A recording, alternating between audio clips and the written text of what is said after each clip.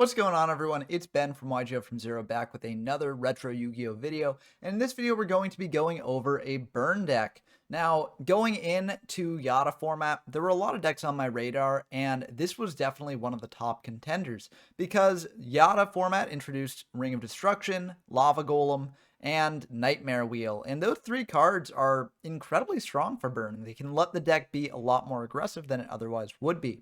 So I was excited to try out the burn deck and just put one together. And I think it's actually pretty hard to actually put together like a really good burn deck in this format, as burn is kind of disadvantaged because there are a lot of decks that do a lot of very, very good things and very, very powerful things. And burn's just trying to sort of set up a long-term game plan where you like burn your opponent out through stalling cards like Gravity Binds and Nightmare Wheels, and then potentially go for a big push in the end with a Ring of Destruction, potentially on a Lava Golem, which hopefully will have been burning out your opponent for quite some time. However, in practice, this is a bit harder to do than it may seem, especially after siding. So, it can be kind of tricky deciding what you actually include in the deck and what you don't. So my final build of the deck is definitely not the only version of build you can play. You can do a lot of different things with this deck, but I do think that this deck is probably better than the sort of Chain Energy burn deck that was seeing play before this format, as that deck's just a little bit too slow and your opponent can just wait long enough to draw spell and trap removal and just wipe you out. So I like this deck a little bit better, but let's dive into the card by card to see exactly what I like about it. So of course we got the triple Lava Golem, as I mentioned before. This can be very good at both removing your opponent's monsters and also just sticking your opponent with a monster, which is very annoying to deal with because it burns them each turn. If you've got something like Gravity Bind up, it can stop it. If you got something like Nightmare Wheel up, it can also stop that thing from attacking. So I think that that's pretty good. You can also play creature swap and use that to swap things over to your opponent and take the Lava Golem, which can be nice as well. So I think that Lava Golem is a very, very good card if you can actually pull it off. We've also got the triple Mystic Tomatoes here. Mystic Tomato can go into Sangan, Witch, Cannon Soldier, and your Spirit Reapers. And Spirit Reaper especially is a very powerful card in this deck. Just being able to wall up and prevent your opponent from actually getting into attack can be very, very strong, especially if you've got a Lava Golem on their side of the field. So that's very, very nice. Although there are things that do deal with Spirit Reaper. And lastly, for the monsters, we got a Sinister Serpent. This card's great to just get back to hand. It also plays well with a couple of our other cards, things like Creature Swap and also like Magic Jammer, which we are playing 3 of. I felt like this was a bit better than Solemn Judgment, as Solemn Judgment can put you at a very low life point total, and if you're giving your opponent something like a Lava Golem, then you can't necessarily afford that. So I figured Magic Jammer would be pretty good for that purpose, and you can also pitch Sinister Serpent off of it. Now, there are cards that do get around Magic Jammer, like Dust Tornado, which can give you some problem, but to sort of deal with those cards, we're playing things like Fake Traps, which I do think can come up, given that you've got a lot of powerful traps in this deck that you don't want to get destroyed, and people aren't really playing things like Seven Tools of the Bandit. So I do think that this card can be pretty decent, but we'll see how it does in the games. For the other spells, we've got Confiscation, Double Creature Swap, as I mentioned before, Dark Hole, Graceful Charity, Monster Reborn, Pot of Greed, Raigeki, Triple Scapegoat. Now this can pair well with your creature swaps. It can also just provide a wall to prevent your opponent from getting in too much. And this is really here because Jinzo just shuts down a lot of this deck. So if your opponent does bring out a Jinzo, Scapegoat can stall for a little bit until you actually find a way to get rid of it. We've also got a Forceful Sentry to close out the spells. You notice that a lot of like very powerful spells are not included here, things like Change of Heart, Delinquent Duo, etc.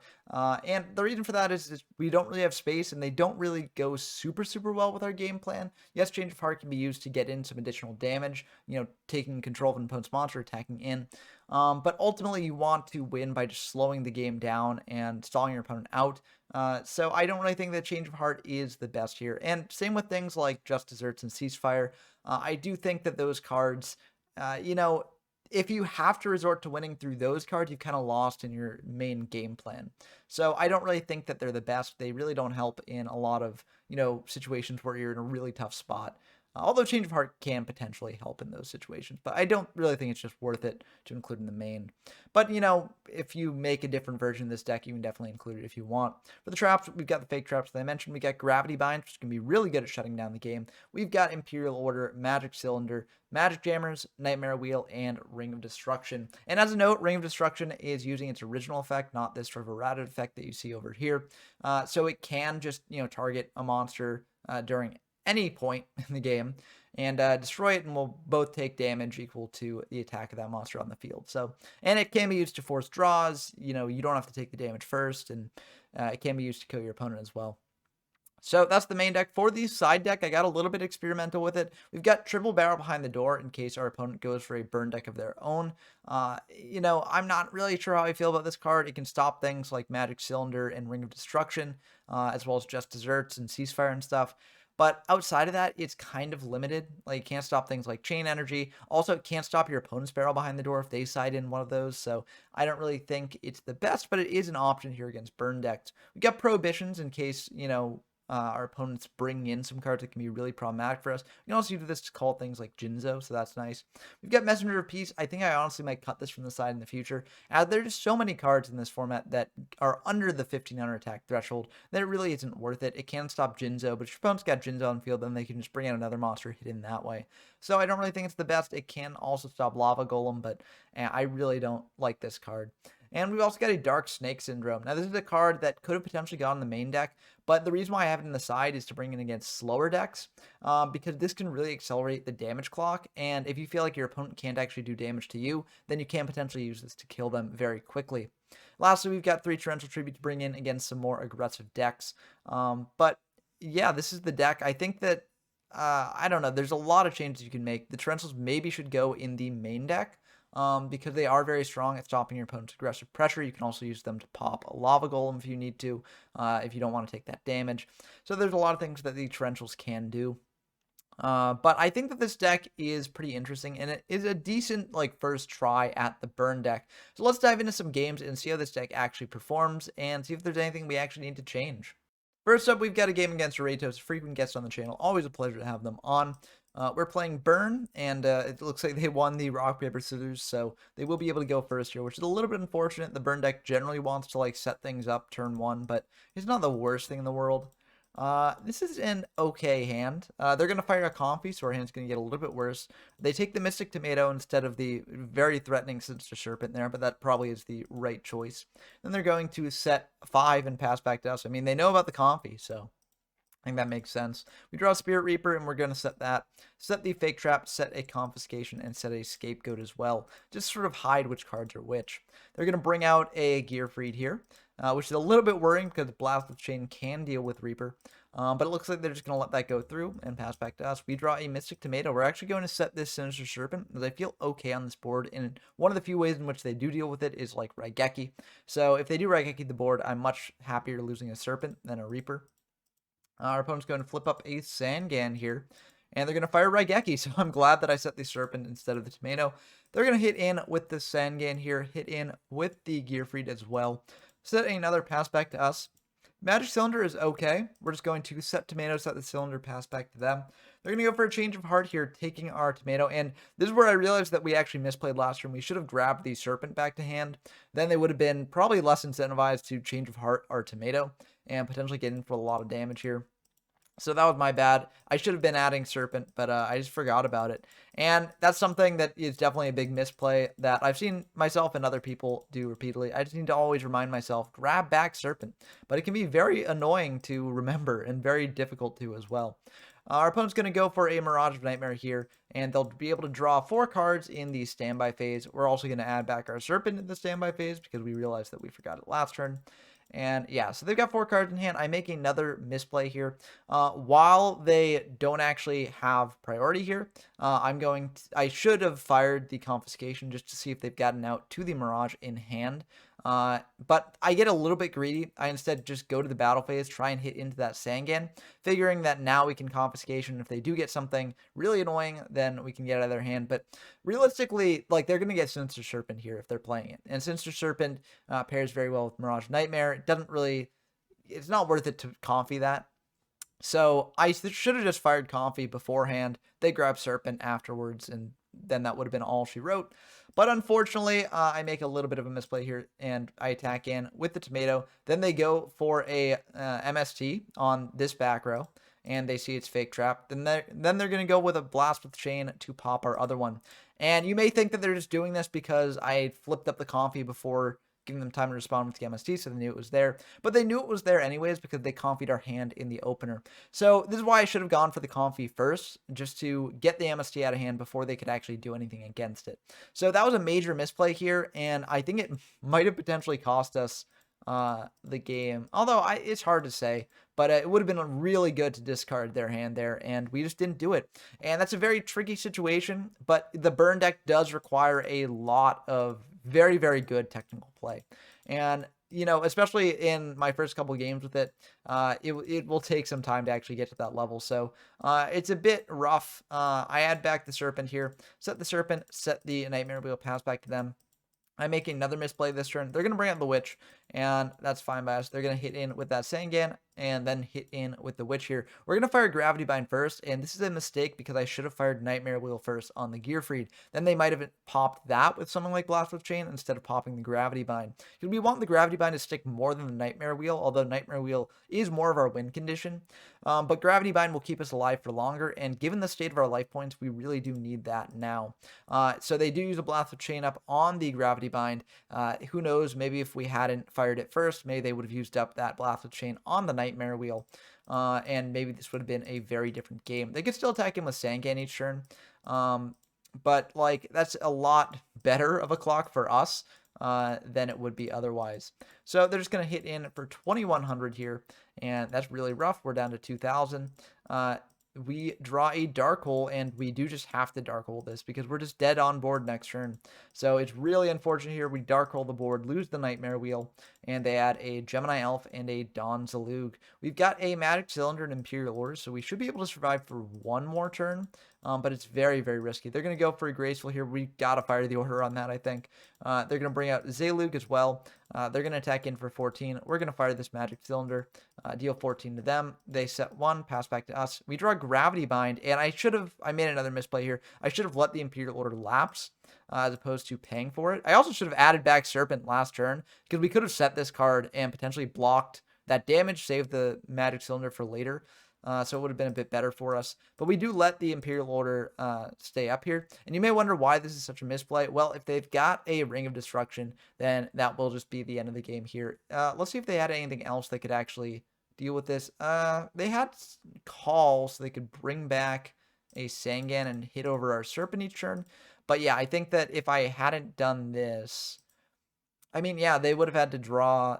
I mean, given how low we were, I feel like it's probably more inevitable that they would have won here.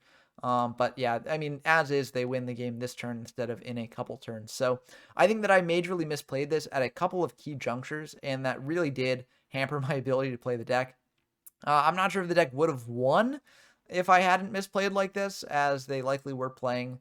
I mean, they'd used up 2 MSTs, so yeah, it's tough to say. Yeah, so I definitely think that maybe this game could have gone a different way if I had played it a little bit better. But that's definitely a sign that Burn is a very, very tricky deck to play. And it does take a fair amount of practice on top of having a very good build. And I'm not even sure that my build is the most optimized thing out here. It very likely isn't. So I encourage people to test this out more in the future. But anyways, we are going to just go into main 1, set Tomato, set a bunch of traps here, and pass back to them. The fake trap does give us some sort of insurance against something like a Heartbeat Feather Duster or a Heavy Storm, which they might have. They're going to go for the knock. We could have Magic Jammered that, but honestly, we're okay losing the Tomato there. They're going to go for Pot of Greed here, draw 2. And then they're going to bring out a Dawn Zalug. And we've got the Nightmare Wheel for that, so we're ultimately fine with this. We are indeed going to Nightmare Wheel that. They're going to set 1, pass back to us. We draw Imperial Order. We set Sangan in Imperial Order, pass back to them. And they're starting to take some burn damage. That's pretty good. They're going to bring out another Zalug, fire a Nobleman here. And I think here we do just, fire like an Order. We could have fired the Jammer instead, but I think Order's a little bit better, especially if we can use Sangan to get a Serpent to pair with the Jammer later. They've got a Dust Tornado for the Order, but we've got a Fake Trap for the Dust Tornado, so it actually worked out pretty well there. They're going to set 2, just attack into our set in case it's Morphing Jar, and we will grab a Serpent. Now, I think this might have been a misplay. I think maybe I should have grabbed Reaper just to wall up more, because if they bring out more monsters, then they can get in for a lot. And yeah, I mean, we've got the Imperial Order, like, burning ourselves each turn, but, like, we will draw into something eventually to turn the burn tide against them. So I think that ultimately we should have gotten the Reaper here instead. But I don't do that, and I pay 700 to keep the order up. And I'm just going to bring out this Cannon Soldier, try ramming into that Zalug. Now, I set the Monster Reborn before going into battle, because if they do have a Blasphemous Chain, they can rip a card out of our hand. But it looks like they don't, or they're just not choosing to play it right now.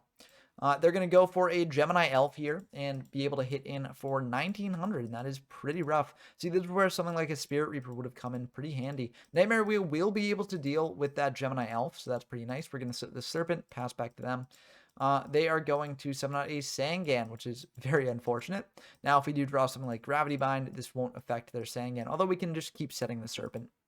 We're going to do the Nightmare Wheel on their Gemini Elf, and we draw Lava Golem, which isn't really the best in this situation. We could go for it, but then they get to search off Sangan, and it is a lot of damage that they'd be dealing to us, so yeah. I mean, maybe if I'd saved the Nightmare Wheel a bit here, I could do Nightmare Wheel the Lava Golem, give them that, and it would have been a little bit better for us. So maybe that's what I should have done, but I really didn't want to take 1900, as we'd be dropping down to 2100 here if we kept the order up, and I do think that it was smart to keep it up, so yeah, I think that there were a couple different ways I could have played this, but ultimately I think that this is fine. They're going to bring out Exiled Force and choose not to tribute, having the read that we just set Serpent, and they were indeed correct. We're going to take another 1,000 off the Sangan here.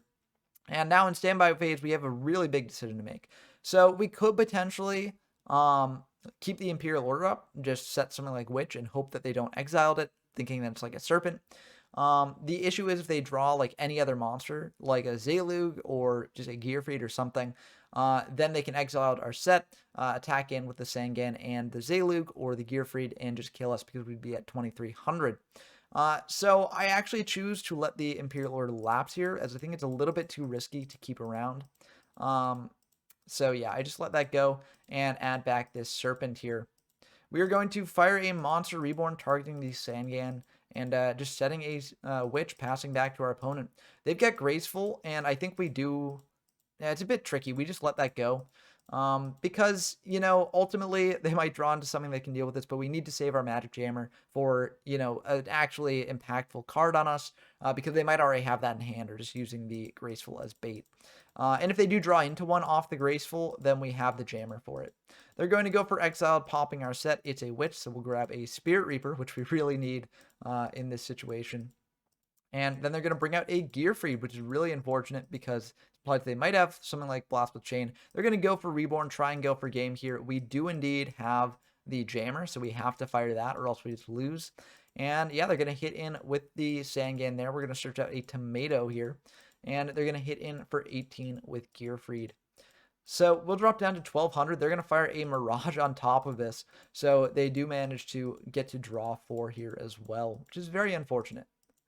So they are going to take 1,000 though, and that's pretty nice. So we'll get back that Serpent. And then main one, we're just going to set the Tomato and the Jammer. And the reason I do this is because I figure, like, if they attack into it with the Gearfried and then have, like, a Blast with Chain, then we're just... I mean, I guess we're dead either way.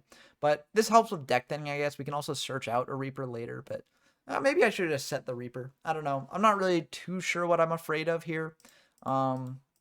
But yeah, I guess I just wanted to preserve it in hand. But if they've got a way to deal with our set, then we lose either way. So we're going to tell them to keep the card closest to the extra deck. They've got a Dark Hole here. And honestly, we're just going to Magic Jammer that, because we lose otherwise, because they just search off the Sangan, and then we're dead.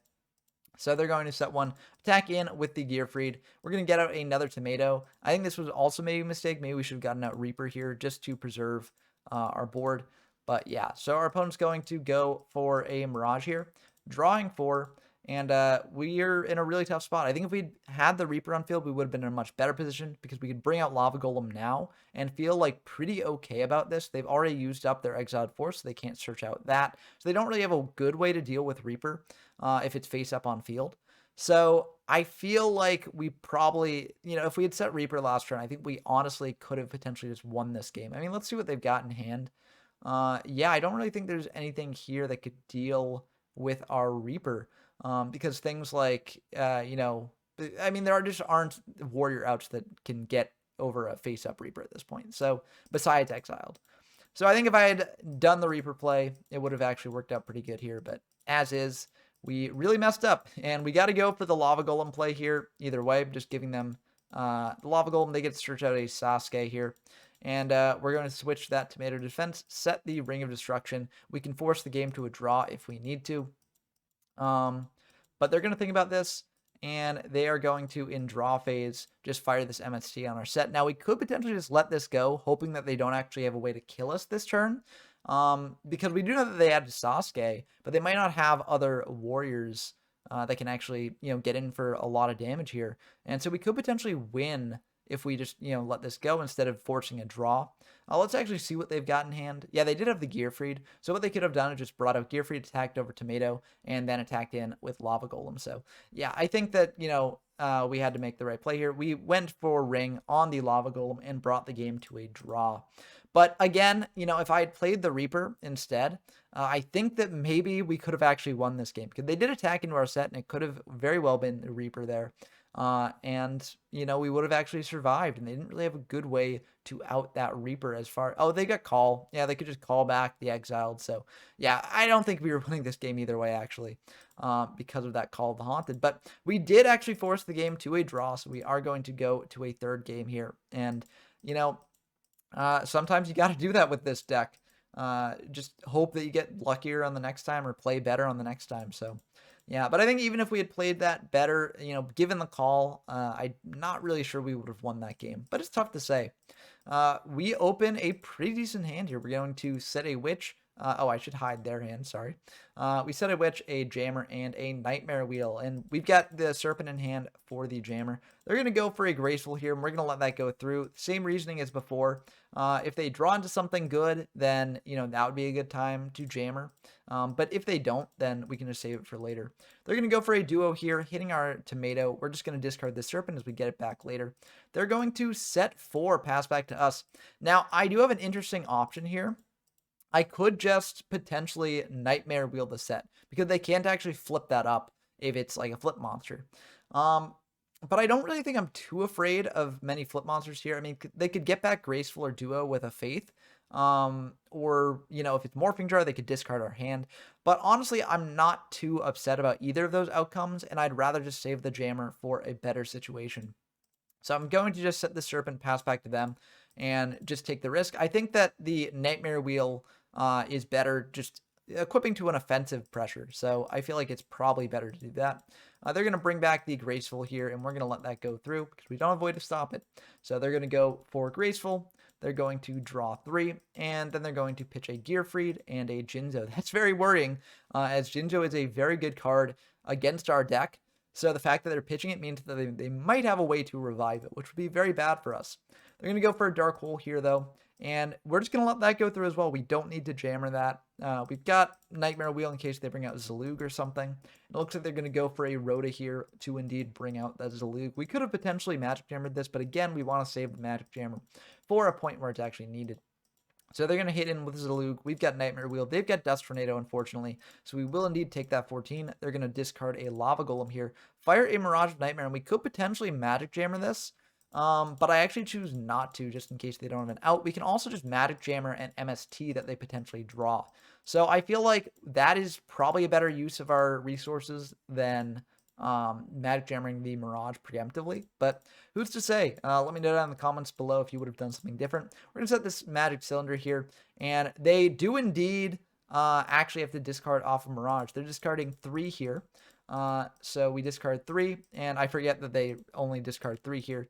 But yeah, so they get to keep that one. They're going to bring out a Gearfried here, hit into our set. It is indeed a Reaper, but they've got a Blastless Chain to pop it, so they'll be able to get in for 1,400 here if we let that go through. We're just going to Magic Cylinder that, in fact, so we will not take that 14. We won't have to discard here because I feel like Lava Golem is pretty good in this situation. They're going to draw 4 off of that Mirage here. And we are going to fire a Coffee just to see what they're working with. And this is a pretty good hand. We have to take the MST because that can pop the Mirage. But yeah, hopefully the other cards just get discarded off this. But yeah, we're just going to bring out a Lava Golem here, tribute over both their monsters, and pass back to them. Because, I feel fine doing this, or not necessarily fine. It puts us on a 2-turn clock. But we know that they have to discard their entire hand off the Mirage. So, it's not like they can really press the offensive here. So they're going to go for Rhoda. We're going to discard this Serpent because we don't want them to press the offensive here. They're going to get in for 3k, which is unfortunate. And we draw Fake Trap, which is not good. Yeah, that might just be the end of the game, depending on what they get next turn. We have to get back this Serpent here. We are going to just set the Serpent, set the Fake Trap as bluff, but Fake Trap was not good in this situation. They do have the MST to pop the Mirage. So yeah, now they've got all the resources that they might want to pick apart our board and a 3k attack monster on field. So yeah, I feel like this is probably the end of the game. Yep, and Nobleman will indeed do it. And yeah, that'll be the end of the game. So I'm not sure how I feel about the Fake Traps. I might potentially take them out in the future because, like, I mean, if you just draw them in a really bad spot, they won't really help you. But I guess the goal of them is just to try and stabilize you so you don't actually wind up in those bad spots. But it remains to be seen whether that's too difficult to pull off consistently to actually use this card or whether something else would be a bit better. But this wasn't the only game I got with the deck. I also faced off against someone playing a bit of a spicier deck as well. So let's dive into that game and see how that one plays. Okay, we've got a game against Chris Horror 666, who I think this might be their first time on the channel proper. I think we've seen them in some of the local streams that I do. I think they've played in those. But yeah, so this will be the first time that they're actually in a video, so happy to have them on. We're playing that burn deck, and we'll have to find out what our opponent is playing here. But it might be a bit spicier than you may think. So we are going to be going second as they didn't win the rock, paper, scissors. And this is a pretty good opener. We've got Lava Golem and, oh, that Lily is going to be a little bit annoying. They're going to set 3, pass back to us. And we could potentially set a Spirit Reaper here. We're going to fire a Force. We'll see what they've got in hand. It's just a Raigeki. So they'll shuffle that back. We feel pretty good about that. But we're actually going to set this Cannon Soldier. And the reason why is because if they want to hit in with the Lily and then clear the Cannon Soldier, they have to pay 2,000. So I figure, you know, there is a world in which they do that. And wind up paying a lot of life points. Now, it is very risky if they summon out a bit of a bigger beater, hit over the Cannon Soldier with that, then hit him with Lily directly. Then we take a lot of damage, but we do have the Spirit Reaper to sort of recover a bit of health. And also, we've got this Lava Golem to then tribute over their field. So I figure, ultimately, it works out for us in the long run. But, I mean, we'll just have to see how it goes. They're going to fire Chain Energy. So it turns out that they're also on a burn type of strategy. So very, very cool to see. Unfortunately, though, this type of burn strategy is a bit hard for us to deal with. So they're going to MST our set and also fire a ceasefire, dealing us 1,000 points of damage and also getting rid of our set monster, or not set monster, but set card. And that was just a Magic Jammer. Now we have to pay 500 to set this Spirit Reaper and pass back to them. Oh, and they got the Exiled Force off the top, being able to pop the cancel. Okay, that's fine by us. They're just going to pass back to us. We draw Creature Swap. So what we could do here is a really aggressive play. If we flip the Reaper into attack, then Creature Swap into the Lily, we can attack into the Reaper. We drop down to 4,500, or I guess 4,000, because we'll activate the Creature Swap. But they will drop down by 3,100, so that'll drop them down to 4,400. So that would equalize out the life points a little bit. So we could do that. That might honestly be worth doing, but I do just decide to play it safe here. I figure we can draw into like a Nightmare Wheel or something like that and deal with the Lily. Also, if they ever get another monster on board, we can just Lava Golem to their side of the field, and we've got the Reaper set. So I feel like this is a pretty decent situation for us. We're going to think about this a little bit. We're going to pay 5, and we're actually going to just set a Witch here. And we'll just pass back to them. They're going to set 1 and pay 5 for that. Pass back to us. Ring is pretty good. This will enable us to get in with like Witch and Reaper by popping the Injection Fairy Lily. We're also going to set this Creature Swap as a bluff because I feel like we can go on the aggressive here. So I don't really care too much about setting the Creature Swap. And we did see that they were okay just sort of blind sniping our lone back row with that MST last turn. Or not last turn, but, you know, a couple turns ago when they did it. We draw a Magic Jammer as well, so that's pretty good. We're going to flip up this Witch and fire a Ring on the Lily. We'll each take 400 here. And we're not actually going to flip up the Reaper, as that could open us up to a lot of damage. But we do get a little bit punished for that when they flip up Gravity Bind. If we'd flipped up the Reaper, we'd be able to attack in, pitch the last card in their hand, and be good in that respect. But Gravity Bind can actually help us quite a bit if they actually commit 2 monsters to board. They're going to go for a Harpies here. We could potentially fire a Magic Jammer. But I don't really feel the need to, as Creature Swap isn't really doing much for us. We're just going to switch the Witch to defense. Think about this a bit. Just flip the Reaper up and try hitting in. And we actually do get to do that. So that's another Gravity Bind out of their hand, dealing them 300. They summon out a Cannon Soldier, though, so that will be able to get in a fair bit of damage here. Oh, but they can't attack. Okay, I forgot about that because of the gravity bind there. We're going to switch the Reaper to defense and pass back. We could have potentially reborned back the Exiled, popped the Cannon Soldier. We could have also reborned the Lily, attacked over the Cannon Soldier, attacked in with Reaper, but that's getting us pretty low. So I don't really feel the need to do that.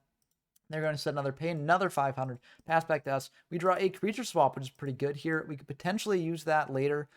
Take the Cannon Soldier, give our opponent something, but I mean, I don't really think we need to do that now, especially with Gravity Bind up. They're going to go for a Just Desserts, inflicting another 1,000, and then fire another Chain Energy. So now everything costs 1,000 to actually work.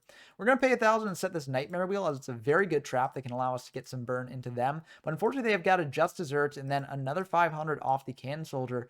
Oh, and then a True Nade on top of that. So yeah, this will be the end of the game because we can't really do much here with any of our cards. They flip up the double chain energy. We draw. We can't do anything with this hand, but we're going to hit in with the Reaper. They've got Mirror Force, so that'll pop the Reaper, and that'll be the end of the game. But we're just going to like let it play out because, you know, it's content, right? So, you know, I know that people have asked for like a janky burn mirror on the channel before. Here you go. Here's a pretty jank burn mirror. And yeah, I'm just going to see what happens here. We are the ones that are going to deck out first if this continues. I really doubt it will. I think our opponent will draw a way to deal that last 600 to us sooner rather than later. But they are now down to 1,300. So potentially... Oh, no, that will be the end of the game because that is 1,000 on board. I think I probably should have waited just to see what their set was, just for the information. But it was a Princess Tsurugi, so that would have been good to know. It's very good against our deck, but we didn't actually reveal that we're on burn. We did discard Magic Cylinder, which is a little bit sus. We also discarded 2 Spirit Reapers as well. So our opponent could, like, intuit that we're on burn. The Magic Jammers would also sort of port that, but... yeah, we didn't actually reveal anything like the Lava Golems or the Nightmare Wheels because the Nightmare Wheel got bounced to our hand. So our opponent doesn't know we're on burn, so that's good for us in terms of siding. So yeah, very good game for the start there. Unfortunate that we didn't actually manage to win it. I think if we had played it a little bit differently, we maybe could have won. But this deck does have a tough matchup against this more sort of like treasure style burn deck. And, you know, that's something maybe you can change in the future. You can add different things and maybe change the side deck around. Like we've got Barrels Behind the Door in the side deck, which we did bring in here. But I think the barrel is kind of rough because it only works on Cylinder, Desserts, Ceasefire, and Ring. But I mean, I guess that's a fair amount of them. It's just like, yeah, it's a bit iffy. It doesn't stop everything, and it can be a bit underwhelming here. Also, the Lava Golems are really bad against a deck like this because that deck doesn't need to commit monsters to the field. So it's a bit unfortunate. But we are going to go into the next game here and hope that we actually manage to win this one. We kept in the Scapegoats to pair with our like cancels, but that could have been a mistake given that they've got, you know, Just Desserts. But yeah, we're going to go with a Forceful to open it up. And this is a pretty good hand on their part. This could be really annoying for us to deal with. But we do have the Coffee as well to rip another card out of their hand. So I think actually I chose not to go for the Pot of Greed here. And instead just shuffled back like Desserts, and then I will, you know, rip out another burn card from their hand. And the reason I did this is because I just want to get rid of the things that I know will cause us trouble like really quickly in the short term here. I want to get aggressive with my damage. Nightmare Wheel won't let me do that, and Just Desserts will also conflict with the Scapegoat. Although maybe I should have just taken the Nightmare Wheel and the Pot. Maybe that would have been for the best. But I felt like this was probably the best move just so I could like set up Tomato and just try getting in as quickly as possible for damage. Yeah, I think I probably should have just kept the Desserts in their hand. I kind of tunneled into that with the Scapegoat there. And if I had done that, maybe things would have turned out a bit better for us. But yeah. So our opponent's going to fire that Pot of Greed. Let's see what they draw, actually. So they draw into Nightmare Wheel Just Desserts. So yep, that is off the top of the Pot of Greed. So if we had hit that Pot of Greed, they wouldn't have actually been able to do this. But yeah, they're going to set a bunch, fire that... that chain energy. We're now going to fire Scapegoat in the end phase here. And the reason for this is we want to creature swap over one of our goat tokens to theirs. So yeah, I'm just going to bring out these tokens now because I got rid of Just Desserts. So I figured they shouldn't have that. Unfortunately, they do indeed have the Just Desserts. So we take 2,500 here, which is a lot of damage. But I mean, I guess it's good that we didn't have both Just Desserts in hand because then we would have taken 5,000 damage. So that would have been really bad. But we're going to creature swap and just see what they've got. They've got the Morphing Jar there. They try and draw. We didn't actually flip it up. We can't yet because of creature swap. We were just seeing what it was. But it didn't matter because that was just their, top deck. They've got the Nightmare Wheel as well, so we can't actually get in for 1400, and this is a really rough spot to be in. We're taking 500 during each of their standby phases. We don't really have a way to deal with this, and yeah, this is super bad. So they're going to set another, pay 500 for that, and then just pass back to us. And they also changed the token to defense just in case. We're going to flip up this Morphing Jar, and we need something good here. Anything that can get us out of this situation. And Dark Hole will do it. It's kind of janky, but we kind of got to do it. So that is indeed what we're going to do. We're going to think about this a little bit, and then we're going to pay 5, fire that Dark Hole, clear the board, get rid of that Nightmare Wheel, and yeah. So we now got this tomato. We could have brought that out and just attacked directly with it, but we do know about the TT, so we don't necessarily want to do that. And yeah, they're going to fire a Raigeki on that as well, which is very unfortunate. They've got a monster. They can get in here for a fair bit of damage. So they're going to pay another 5, fire a Graceful. This will likely get them a monster. And they did discard an Exiled Force, so that's potentially something later.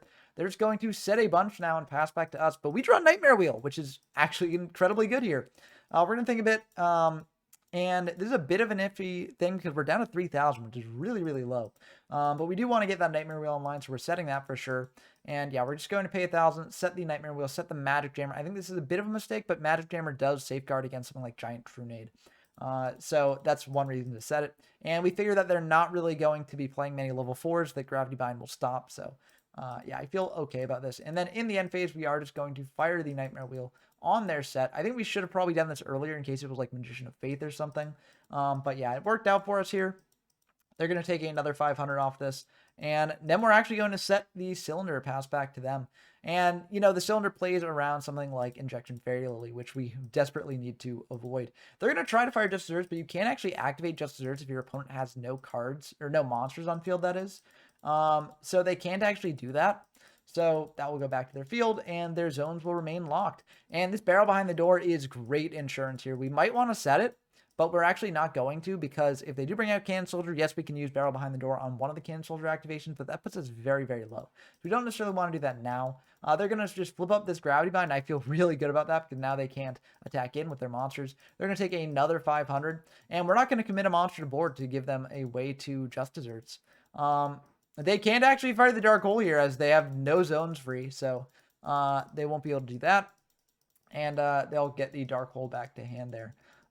So they also don't pay the 500 for activating the Dark Hole, so they're just at 3,000. So yeah, we're just going to pass back to them, and I feel like we're winning this one by the skin of our teeth here. That Nightmare Wheel will again deal them 500. They're going to bring out Injection Fairy Lily. We do indeed have the Cylinder for this, though. But they're just going to TT their own board, which honestly I don't hate because they figure we do have something to deal with the Lily. Indeed we do. It's Cylinder, and that would deal them 400 on top of this.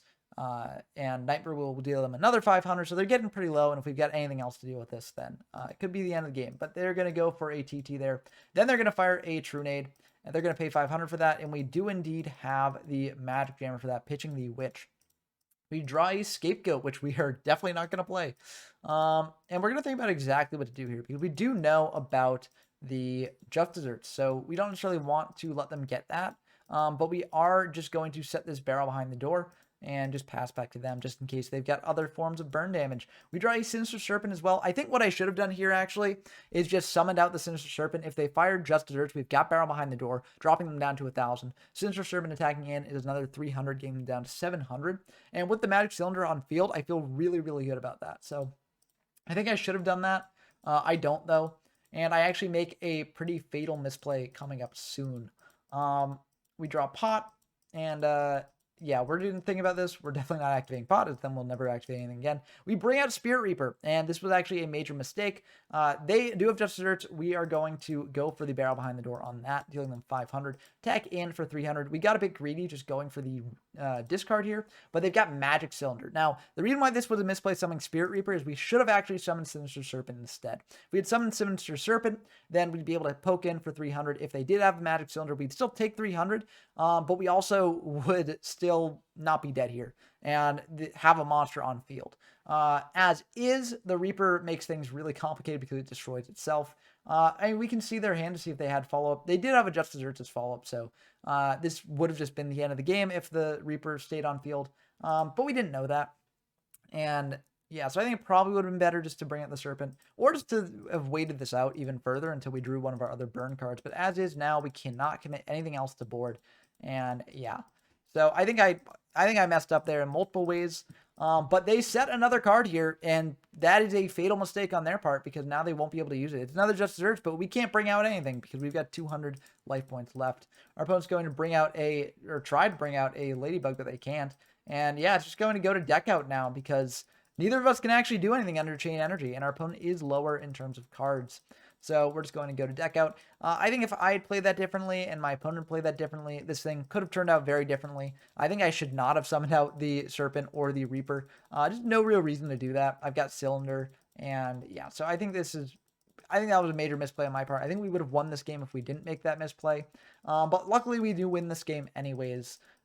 Even despite my major misplay. So it does show that this deck can take games against the more typical burn deck.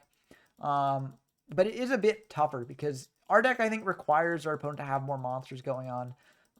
Whereas their deck just sort of prevents people from doing anything. Now, the reason why I prefer the style of deck that I'm playing here to their style of deck is because I feel like in this format, there's a lot of inevitability for a lot of the very good decks. So setting up things like Chain Energy doesn't quite do it anymore. Your opponent has a lot of spell and trap removal. They can get rid of things like Chain Energy and just be free to do what they want. And dealing some chip damage off of things like Just Desserts and, Ceasefire isn't necessarily the best. So I do like the sort of, Lava Golem and, Spirit Reaper deck as opposed to the Chain Energy deck. But Chain Energy is something you can do with burn decks. So, it is something to potentially consider if you are going this style. And it might even be better than the deck that I featured here. I still don't know. I haven't tested that out. I'm sure that people will test that in the future. But yeah, so this is going into game 3 here. I think we both misplayed game 2, so that really could have gone either way. But I think game 1 we were probably always losing. And I think this game, based on this hand, we're in a pretty good spot here. I mean, this is like one of the best hands we could have opened with this deck. I mean, we've got Fake Trap to protect all of our traps in hand, double Nightmare Wheel, Barrel Behind the Door, Magic Cylinder. I mean, we're just doing really well. We're going to bring in this Cannon Soldier, just trying to bait something out, and then just set 5, pass back to our opponent. They're going to draw. That's 1 turn on Swords. They're going to set another pass back to us. We draw a Mystic Tomato. We could potentially commit that, and it looks like we will indeed. We're just going to tribute off of Cannon Soldier and just pass back to them, just getting in a bit of initial damage. Our opponent's going to set 1, then fire a Giant Trunade. That is fine by us. A bit worrying. They will get back their Swords, so that will reset the timer on that. It will also prevent us from really doing anything to stop any pushes. If they've got like a tomato and they attack into our Cannon Soldier and get out something else, that would be bad, but it looks like they don't, so we feel very good about this. We're just going to set a bunch of traps here.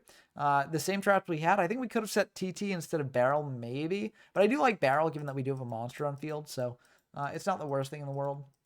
And our opponent's going to set 1 more, pass back to us. We draw a Magic Jammer. That'll be nice for later, but Fake Trap should protect us in the meantime. They're going to bring out 4 Scapegoat tokens.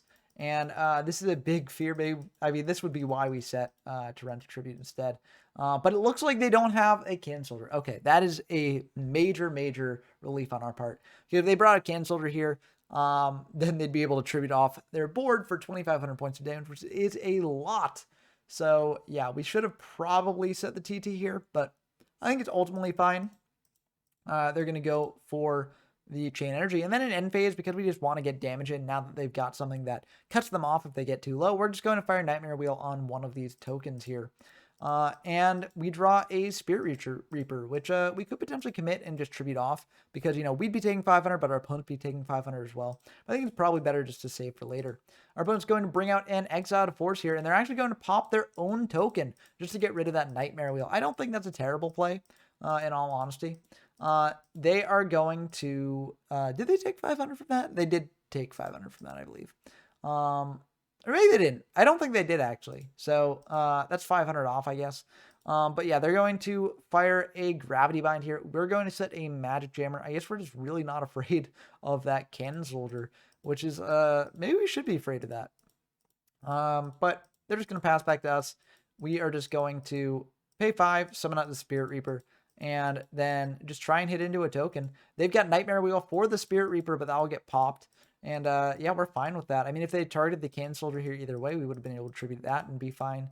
So yeah, This is pretty good on our part. We're going to go for another Nightmare Wheel on one of the tokens. The reason we do this is like Nightmare Wheel is a very strong card, but we figure like they don't have too many ways of removing the tokens without going like really negative, unless they do get a canceled, which would be really rough for us.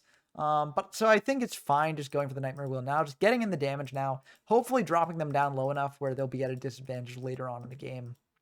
They're going to set another, pass back to us. We draw another Gravity Bind, but with their Gravity Bind up, we don't need to use it. They're going to go for Dark Hole. We've got Magic Jammer for that, so that will keep the token on field. They're going to set this Morphing Jar. They accidentally misclick it face up. And yeah, they're just going to pass back to us. We're going to play as if we don't know what that Morphing Jar is, because I feel like that's generally more fair. And we're going to think about exactly what to do here. Now, in case that set is something like a Cyber Jar, which is what I, could reasonably read it as, we're going to go for a Monster Reborn, targeting the Exiled Force here, tributing it off for the set. Now, this could have easily backfired for us if it was like a Sangan or a, Witch. They could search out a Cancel, but in that case, we'd set the Torrential here and then just pop it when it brings out to field. So I felt fine doing this. Maybe it was a bit of a greedy play. But our opponent is going to actually fire a Torrential Tribute on the Summon of the Exiled.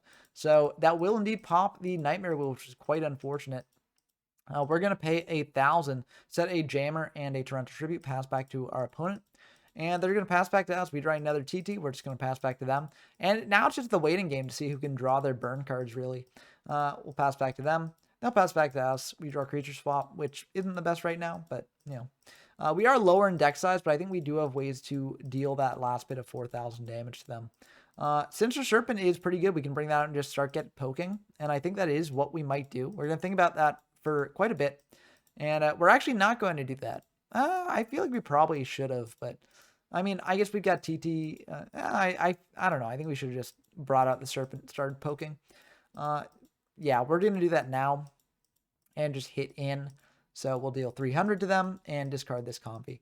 They're going to bring out a Cannon Soldier, and I think we should have probably TT'd this, but we didn't because we figured they might like sack their own Cannon Soldier, but it looks like they won't. So that's kind of unfortunate for us. We do have some plays to this, like some ways to out this, but it's kind of jank. We're going to set this Witch and pass back to them. They're going to go for a Harpies. We've got Fake Trap. This will reveal all our traps here, but I think it's ultimately fine as it protects them all. They're going to pass back to us. We draw a Mystic Tomato. I think what I should have done here, and this was a misplay on my part, I should have flipped up the Witch this turn, fired a Torrential Tribute, popped the board, searched out something like a Spirit Reaper, which I do still have copies of in deck. Some of that out, tried hitting in for a bit more chip damage. Unfortunately, I didn't see that play, and I just sort of like thought about it for a bit and then decided to flip up the Witch and do nothing with that. So, oh no, I didn't do nothing. I fired Creature Swap. That's still like something, I guess. So, that's still something, I guess. So, yeah, it's a bit of a weird play because we can't actually hit over the Witch with the Cannon Soldier. But this will enable us to get a Tribute Engine online, like tributing off the Serpent, setting the Tomato this turn, tributing off that later.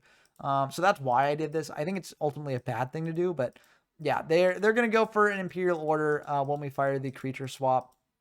A bit late for declaring that, but ultimately fine. They're going to let the Imperial Order lapse, but we did get a free set off this because the Imperial Order negated the Chain Energy activations there. So they're going to let that lapse because they don't really have the life points to afford it. And then they're going to set one, fire a Scapegoat. We can't afford to take that much damage, so we're going to go for a Magic Jammer here, pitching a Forceful Sentry. They're going to go for another Chain Energy, and now chains are 1,000 each, which is pretty bad. But this Nightmare Wheel will be very, very good for us. So we will indeed pay 1,000, set that Nightmare Wheel, pass back to them, and they're just going to pass back to us. We fire the Nightmare Wheel in the end phase. They'll take 500 from this. And we'll just pass back to them. They're in a really, really tough spot. If they commit anything else to board, then they take 500, which, drops them down. Or no, they drop down to 200, which will kill them to Nightmare Wheel. And if they don't, then they'll drop down next turn. So, yeah, they do have to tribute off the Cannon Soldier here. We can actually use Barrel Behind the Door to reflect Cannon Soldier's damage back to our opponent, dropping them down below below 1,000, so down to 700. And yeah, so now they can't do anything. We can switch Serpent to attack and just poke in for the remainder of the game. But wow, what an intense game 3. I think this game 3 really made the previous 2 games worth it, as it was really cool to see. And I do think that, this kind of shows that like this deck doesn't have the worst matchup against this Chain Energy style burn deck. I mean, it is still pretty bad as a lot of your deck kind of shut off. But you do have ways to play around it. It's just very, very tricky. And I do think that one thing about this burn deck is it's just very, very tricky in general. It takes playing like really well to actually be able to use this properly. And to be fair, that did apply to previous formats. Like I mentioned in like Treasure format when I first covered the sort of chain energy burn deck, like a lot of the games in that format with that deck were incredibly, incredibly tough to actually win.